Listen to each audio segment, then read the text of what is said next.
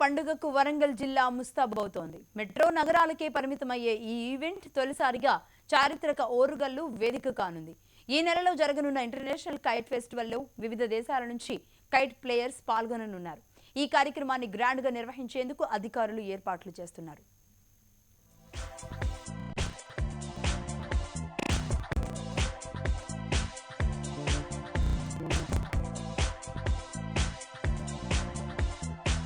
ఆకాశంలో రివ్వు రివ్వున ఎగురుతూ వివిధ రకాల రంగులతో ఉయ్యలలూగుతూ చిన్నారులు యువకులతో కేరింతలు కొట్టే పతంగుల పండుగ సంబురాలకు వరంగల్ నగరం వేదిక కానుంది.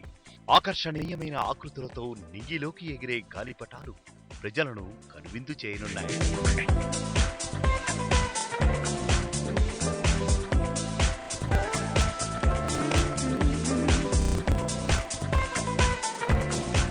వరంగల్ కేంద్రంగా ఈ నెల 17న ఇంటర్నేషనల్ కైట్ ఫెస్టివల్ ను నిర్వహించాలని సర్కార్ నిర్ణయించింది.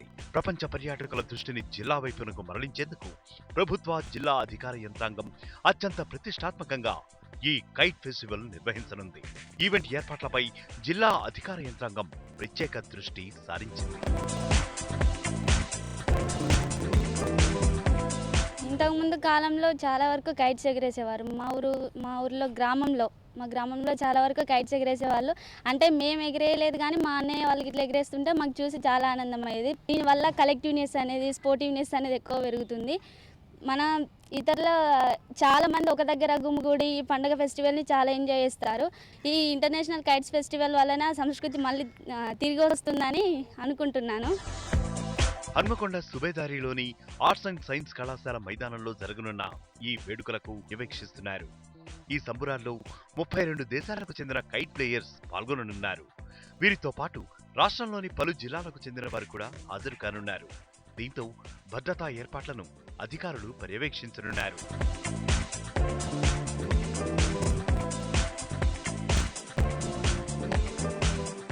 ఈ కైట్ ఫెస్టివల్ను తెలంగాణ తీసుకురావడం, ముఖ్యంగా అందులో వరంగల్ తీసుకురావడం, ఇది పర్యాటనకు కూడా చాలా అభివృద్ధి చెందేదానికి దోహదపడుతుంది. ఎందుకంటే ఫెస్టివల్ అనేది వచ్చుడుతూనే అందరూ వివిధ దేశాల నుంచి వస్తున్నారు కాబట్టి ఇది ఒక అద్భుతంగా, మహా అద్భుతంగా జరగబోతున్నది.